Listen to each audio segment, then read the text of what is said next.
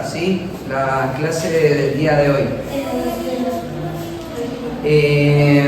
Vamos a arrancar tomando asistencia, ¿sí? Bueno, vamos a arrancar orando, ¿sí? La clase del día de hoy. Vamos a pedir al Señor la guía, su dirección. Y vamos a arrancar varios meses, por varios meses. Esta clase no va a ser de 10 clases, sino va a ser continuada hasta que terminemos el material. Entonces vamos a tomar un tiempo prolongado en todo esto que vamos a estar tratando, ¿sí? La idea es abarcar este libro y otro libro más que tiene que ver solamente con lo que es hermenéutica. Vamos a utilizar algunos libros que van a tener que ver con métodos de estudio y exégesis, y vamos a utilizar otro libro que tiene que ver con el acto de la predicación, ¿sí? O sea, vamos a ir por todo el proceso. Así que la idea es no reservarnos nada, ¿sí? Va a ser a nivel de seminario bíblico, van a haber tareas. Obviamente que al no ser un seminario lo vamos a tomar una materia que quizás en un seminario podría tomar un semestre, la tomamos en 2 o 3 años, ¿sí? Así que la idea es durante el próximo tiempo bastante largo abarcar todo este currículum, ¿sí? Así que bueno, vamos a arrancar orando, ¿sí? Pidiéndole al Señor que dirija este tiempo, ¿sí? Oramos. Padre del cielo, te damos gracias por la oportunidad de estar acá, Señor. Gracias porque tú nos permites, Señor, llegar a la iglesia y ser animados por medio de tu palabra. Señor, gracias por la oportunidad de ser llamados tus hijos, Señor, y también por el privilegio que tenemos de poder usar tu palabra, Padre. Queremos pedirte que tú bendigas este tiempo y que traigas convicciones a nuestra mente, Señor, y claridad de cómo debemos entender tu palabra, Padre. Gracias, Señor, por todo lo que tú estás haciendo en nosotros. En nombre de Cristo Jesús. Amén. Bueno, me gustaría arrancar este estudio.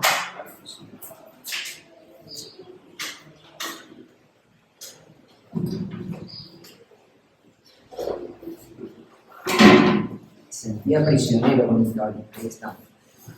Me gustaría arrancar el estudio de hoy hablando de dónde sale este concepto de hermenéutica, ¿sí? O sea, cuando ustedes lo lean en el libro van a ver que va a tener que ver con una ciencia, tiene que ver con la ciencia de la comunicación, ¿sí? La comunicación es un elemento que es objeto de estudio, y ese estudio tiene una ciencia que lo estudia y es la hermenéutica. Entonces, lo vamos a ver ahí, pero a mí me gustaría arrancar más atrás. Y la pregunta que me han hecho muchas veces es, bueno, pero este tema de la hermenéutica suena como un tema más bien moderno, que no se ve con claridad en las escrituras o no se prescribe en las escrituras. Entonces, lo primero que a mí me gustaría responder sería esa pregunta. O sea, la hermenéutica bíblica, ¿puede ser vista en las páginas de las escrituras? Entonces, uno de lo que pensaría es dos cosas. Por un lado, si las escrituras modelan la interpretación bíblica, y por otro lado, la prescriben, ¿sí? ¿Entienden la diferencia entre modelar y prescribir? Yo voy a hacer la clase muy participativa. Si ustedes entienden lo que significa modelar y prescribir, ¿entienden esa diferencia? ¿No? ¿No? ¿Cuál es la diferencia, Misa? Prescribir es como que está diciendo cómo se va a ver. Eso es modelar. ¿Y prescribir? Sería... Si no entienden una palabra de lo que estoy diciendo, pueden levantar la mano en la clase y preguntarme, no hay problema. O sea, va a ser muy interactiva la clase. Prescribir tiene que ver con ordenar, ¿sí? La hermenéutica bíblica se ordena en las escrituras, y por el otro lado, modelar tiene que ver, hay textos que dejen ver con historias o con ejercicios que los autores bíblicos están utilizando, donde podamos ver los elementos de una hermenéutica sana Y la respuesta es sí. Tanto se prescribe como se modela, ¿sí? Entonces, la hermenéutica no es algo que es una ocurrencia moderna para poder establecer un sistema de interpretación. No es eso, ¿sí?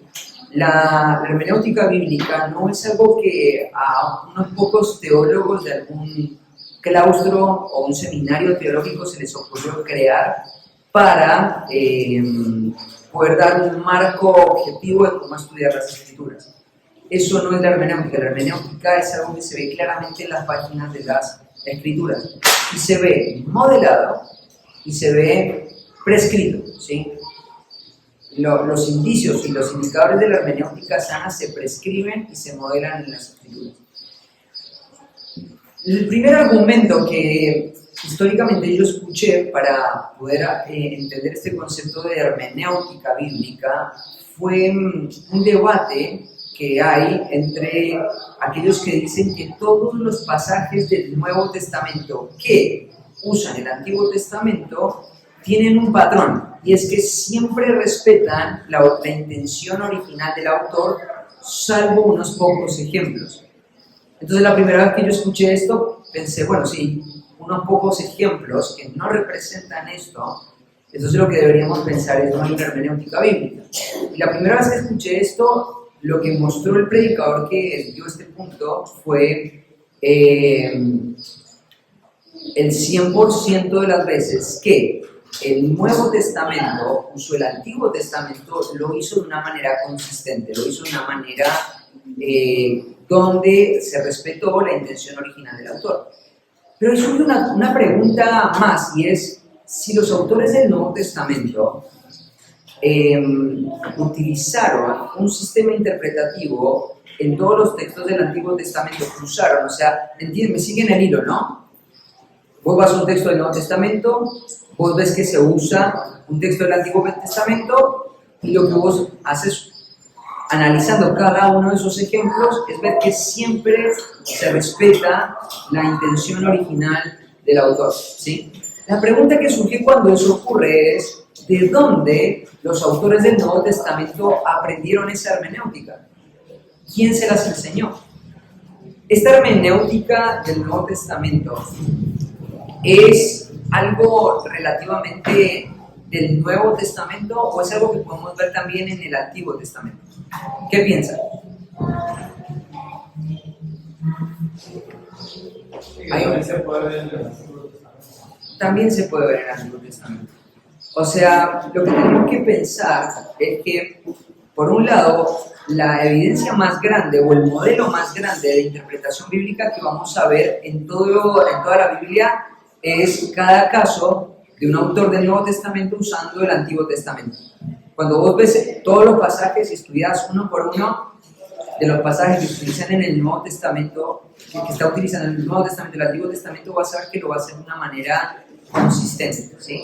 De una manera uniforme, utilizando una serie de principios que se pueden percibir. ¿De dónde lo aprendieron? Del Antiguo Testamento. Ahora, acá voy a hacer una pregunta un poquito más difícil. La mayoría de los que están acá están casi desde el principio de la iglesia.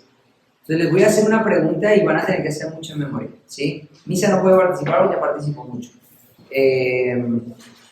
Un texto que hayamos tratado en la iglesia, en una reunión casera, en una predicación, un texto del Nuevo Testamento que refleje o que hayamos tomado y que hayamos desglosado para poder ver que cuando se utilizó ese pasaje del Antiguo Testamento en el Nuevo Testamento no hubo una alteración en el significado original.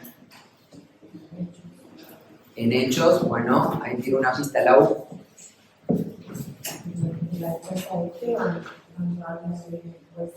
Bueno, ahí tenés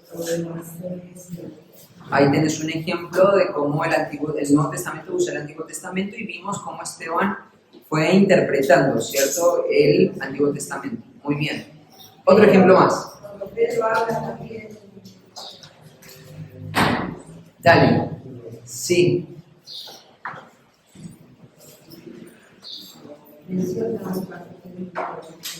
¿Qué pasaje de Hechos? Sí.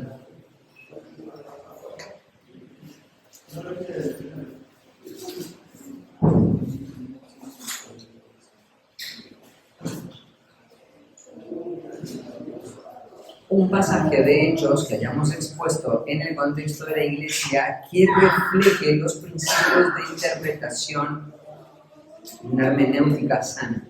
Ahí Lau yo tiro uno. Me encantó el que tiró Lau. Hechos 2, A ver. el 16, habla de Sí, ¿qué texto es ese? el discurso de Pedro. El primer- ¿Qué texto es el artículo? Claro, claro. Es el Salmo. No. Ese empieza con el profeta Joel. Ese. Empieza con el profeta Joel, pero va un salmo, ¿no? Porque el que está citando ella es el del Salmo. Porque David dice de él. Claro, sí. Debería enseñar siempre. Ajá. ¿Y cómo? Ese pasaje que usaste es muy bueno. ¿Por qué dirías que ese es un pasaje que refleja una hermenéutica o en el cual se modelan principios hermenéuticos? ¿Están leyendo el pasaje juntos? No. ¿Sí están ahí en Hechos 2?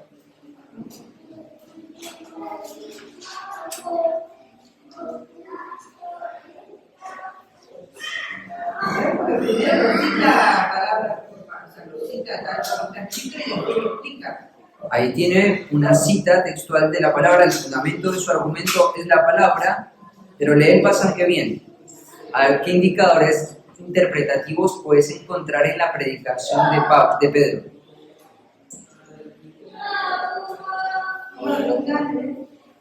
¿Qué indicadores interpretativos encontrás en la predicación de Pedro?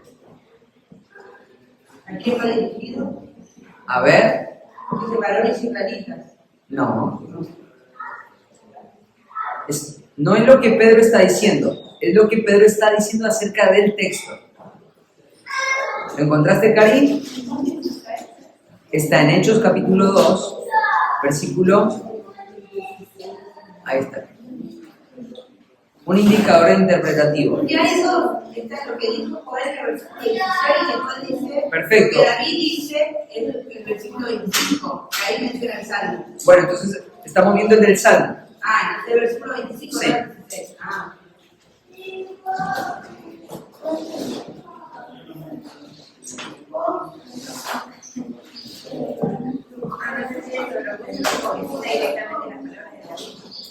Eso fue lo que dijo Flor. Ah, Eso fue lo que dijo.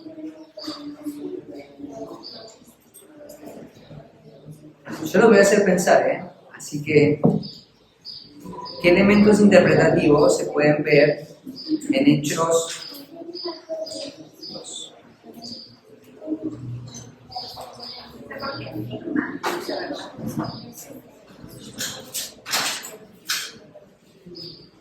¿Lo encontraron? está defendiendo la.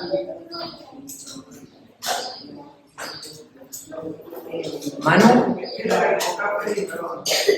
¿qué elementos interpretativos se pueden dar en la cita que Flor puso como ejemplo? Estamos en Hechos 2, 25 al 34, 33. Ahí en el 30, Sí. no hay como una pequeña conclusión, o sea, está interpretando y está concluyendo algo. A ver qué es lo que concluye. Y ahí está concluyendo, dice, en cuanto a la carne, levantaría al Cristo para que se sentase en su trono. O sea, eso no tiene que ver con el glosado. Está desglosando el pasaje, lo está explicando, pero ¿desde dónde lo está explicando? Sí, desde el Antiguo Testamento, pero un poquito más allá de eso.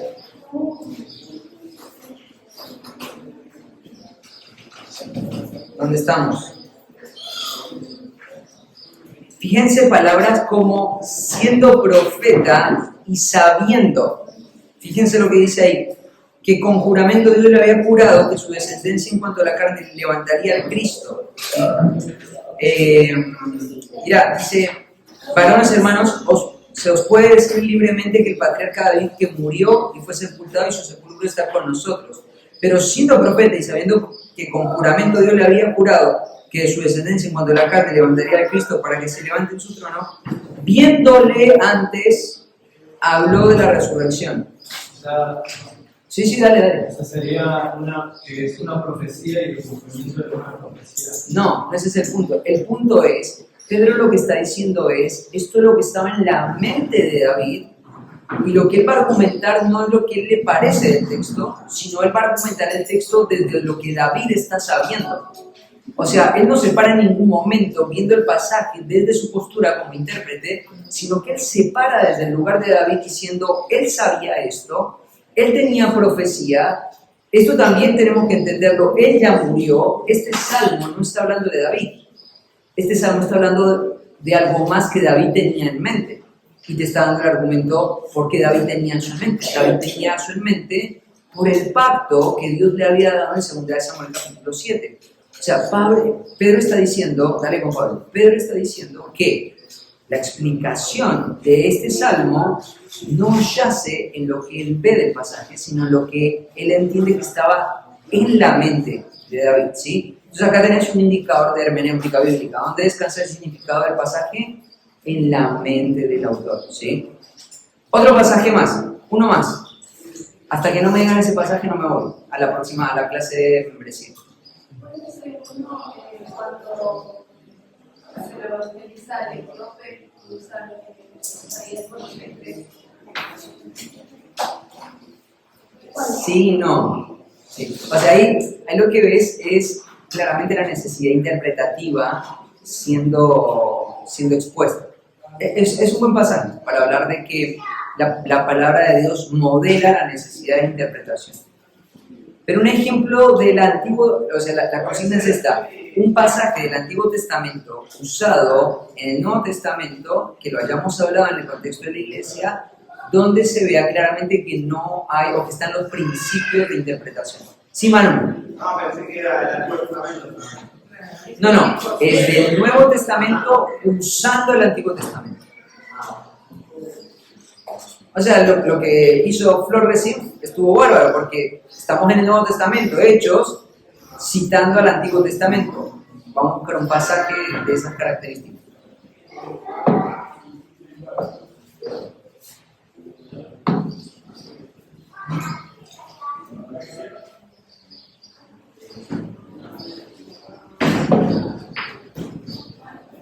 Fue un pasaje, les doy una clave para que traten de encontrar el pasaje que estoy teniendo en mente. Ese pasaje, ese versículo tomó todo un domingo. No fue una sección, fue un solo domingo.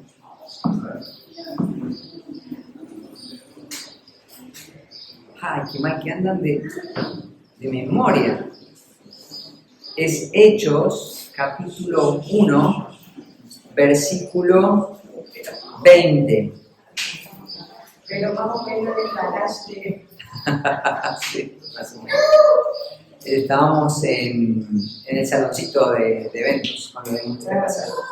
¿Saben por qué quería señalar este pasaje? Porque este pasaje es usado muchas veces para argumentar a favor de que hay textos en las Escrituras que requieren alegorización para ser interpretados.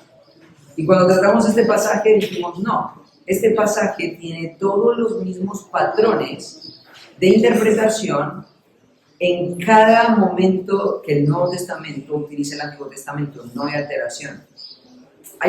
¿Se acuerdan que hablamos de los salmos imprecatorios? Hablamos del carácter de los salmos imprecatorios, hablamos de que el que escribió los salmos imprecatorios fue David, que los salmos imprecatorios tienen un desafío interpretativo porque es un hombre pidiendo por venganza a aquellos que están haciendo mal, y que eso era difícil conciliarlo con la práctica de David, por ejemplo, no matar a Saúl, que estaba haciendo el mal, ¿cierto? Y con las enseñanzas del Nuevo Testamento que hablan de no pagar mal por mal, sino pagar con el bien al mal, ¿cierto? Entonces había un conflicto ahí que explicamos que esto no era cualquier individuo. La persona que, los salmos que se están citando acá, que son el Salmo si no estoy mal, 109 y 69. Estos salmos son salmos imprecatorios y tenían la intención de hablar en contra de todo lo que se estaban oponiendo al plan redentivo de Cristo y al linaje de Cristo. Entonces ahí vimos que lo que David tenía en mente era maldecir a todos aquellos que se estaban oponiendo y siendo un instrumento para destruir el linaje de Cristo y a Cristo mismo. Entonces lo que David tenía como intención no se alteró. Cuando acá Pedro dice que esto David lo dijo con respecto a Judas, no hay alteración de significado. Es lo que David estaba teniendo en mente. ¿Se acuerdan de esa predicación? Entonces lo que tenemos que concluir es esto. El 100% de las veces que el Nuevo Testamento está usando el Antiguo Testamento, lo usa de manera consistente y es respetando la intención original del autor, siempre. ¿Y de dónde aprendieron la hermenéutica? ¿De dónde aprendieron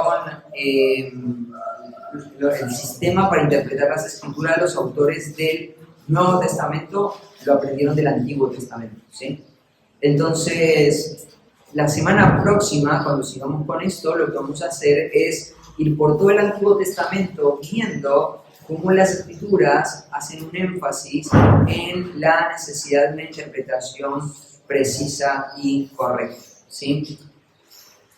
¿Alguna pregunta hasta acá? Sí. Cuando citan, digamos, este pasaje del Antiguo Testamento en el Nuevo, es porque está afirmando una verdad que está queriendo transmitir. O sea, porque en ese momento cita ese pasaje del Antiguo Testamento. O sea, si está hablando de, o sea, no es lo que el autor quiso decir, una verdad bíblica o lo que estaba en la mente de él. O sea, lo cita en ese momento para afirmar una verdad que está queriendo transmitir en el Nuevo Testamento. Claro. ¿Entiendes la pregunta? Sí, se entiende la pregunta. O sea, cada caso es distinto. Hay momentos donde, hay un caso, por ejemplo, en Gálatas, donde se utiliza un texto para hacer una alegoría y dar una enseñanza. Pero Pablo está diciendo, voy a utilizar este pasaje como una alegoría.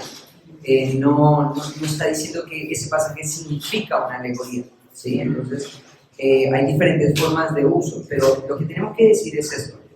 Siempre, el 100% que las escrituras en el Nuevo Testamento usan el Antiguo Testamento, la usan de una manera en la que respetan la intención original del autor. Siempre. No hay posibilidad de alegorización, no hay ningún caso de alegorización en las escrituras, ¿sí? Ahora, las razones de por qué los textos se utilizaron fue en contextos particulares, o sea, cada texto tenía un propósito distinto. Por ejemplo, en este caso era la evangelización y demostrar que el Mesías era Jesucristo. En el caso de Hechos 2:25, lo que Pedro tiene en mente es argumentar en cuanto a la necesidad de resurrección que David estaba anticipando en ese salmo. Entonces, si había necesidad de resurrección, había necesidad de muerte. Entonces, lo que ellos estaban diciendo no era una locura, era algo que las escrituras habían anticipado. Pero el propósito por el cual se usa en cada pasaje del Nuevo Testamento, el Antiguo Testamento es variado, es distinto. Pero lo que sí vemos es este patrón. Nunca se utilizó sin respetar y entender el significado original, lo que estaba en la mente de los autores que escribieron esos textos en el Antiguo Testamento. Por eso cuando Pedro lo utiliza, dice, esto era lo que sabía David, esto era lo que él tenía en mente, esto era lo que estaba afectando, este era su contexto, este era el individuo, este era el autor, y esto es lo que significa. Pero lo está explicando desde la mente de David, ¿no? Si vos vas a 1 Pedro capítulo 3,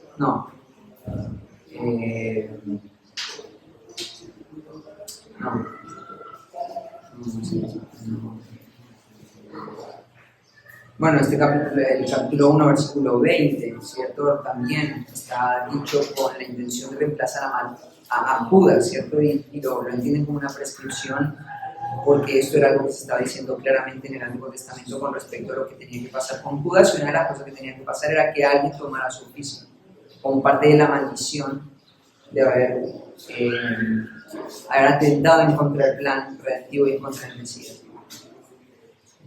Entonces siempre está eso, siempre vemos ese patrón, ¿sí? Pero las razones son múltiples, ¿sí? ¿Qué otra pregunta? Sí, Misa. Viste que estuvimos viendo 1 Corintios, Sí. y en un momento ahí en el capítulo 9, versículo 9, empieza a mencionar, porque en la ley de Moisés está escrito, no pondrás posar al buey que trilla. ¿Tiene Dios cuidado de los bueyes? Pues lo dice enteramente por nosotros. Eso también sería algo parecido en cuanto a esto. O sea, Es un pasaje difícil de interpretar, porque eso refiere a Deuteronomio capítulo 24, ¿cierto? Ahora, ¿cómo llega Pablo a la conclusión de que él no está hablando de los bueyes, sino está hablando de este principio de sostener a personas que están trabajando, ¿cierto?, por el Evangelio? Cuando vos ves el contexto, vos te vas a dar cuenta que esa norma es un solo párrafo.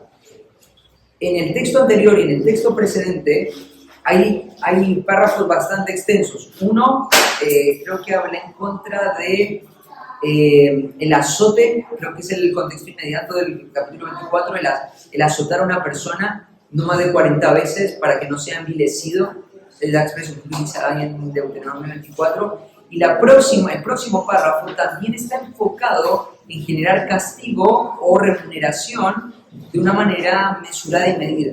Entonces, ¿cómo Pablo llega a la conclusión de que lo que Moisés tiene en mente con esa expresión, porque es todo lo que dice la ley? O sea, es como que vos entendés la ley, ¿no? Es como artículo 1, ¿cierto? Y acá viene y habla acerca de un asunto particular. Cuando una persona sea culpable de esto, lo que tiene que hacer es azotarlo.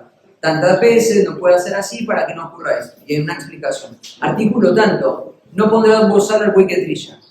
Y eso es todo lo que dice, no hay más explicación. Y en la próxima norma hay más explicación. ¿Qué es lo que tienes que entender en cuanto a eso? Claramente el contexto, el hecho de que esa ley esté entre una ley que está hablando de no envilecer a una persona y después sigue tratando el tema de no envilecer a una persona, entonces lo que está diciendo este texto tiene que estar referido a eso también y tiene que ver con el trabajo. Entonces Pablo no está alegorizando ese pasaje, ve su contexto, ve el marco de la ley donde se encuentra y entonces dice lo que el pueblo de Israel entendió de este texto fue este asunto y esto es lo que Moisés tenía en mente, a tratar de una manera digna y no envilecer a aquellos que están trabajando.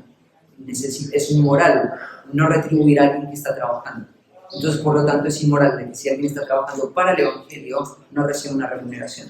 Es inmoral porque lo dice la ley. Entonces, no hay alteración de significado de lo que Moisés tiene en mente. ¿Sí? No sé si esa era la pregunta. Sí, o sea, como que, o sea, obviamente yo entendía que Moisés no estaba pensando en los nuevos creyentes del Antiguo Testamento, sino estaba dando una instrucción y Pablo tomando esa instrucción la trajo como enseñanza ahora. Claro. Y lo que extrae no es la ley ceremonial, es la ley moral, la que sigue en vigencia. La ley moral de Cristo es la que sigue en vigencia. No la ley ceremonial. Entonces no hay cambios en la interpretación. No es que no se pueda aplicar ese texto al contexto donde lo está utilizando. Es totalmente aplicable porque hay un principio moral detrás de esa enseñanza. Bueno, vamos a hacer una cosa, vamos a hacer grupitos, ¿sí? Tenemos pocos libros. Entonces, ¿qué les parece si hacemos 3 grupitos mezclados? ¿Les parece? Las ponemos. A este grupito de mujeres de acá, 4 mujeres. Cari, Ando, Laura y G, a hacer el trabajito que les dejé en el grupo. Sí, vamos a tratar de ahí y la semana que viene vamos a seguir trabajando. Allá vamos a poner a Irma, a Cas y a Flor haciendo el trabajito y a Carlita, las 4, ¿sí? Hacer el trabajito y por el otro lado va a estar Misa, José y Manu haciendo el trabajito, ¿sí? Leemos el libro, yo tengo un ejemplar acá, si no tienen, lo pueden leer y pueden ir respondiendo. Tienen que responderlo de forma individual, con letra legible, sacarle fotito y mandármelo a mí para que la tarea sea terminada. Lo que no terminen hoy, lo terminan durante la semana, ¿sí? ¿Trabajamos sobre eso?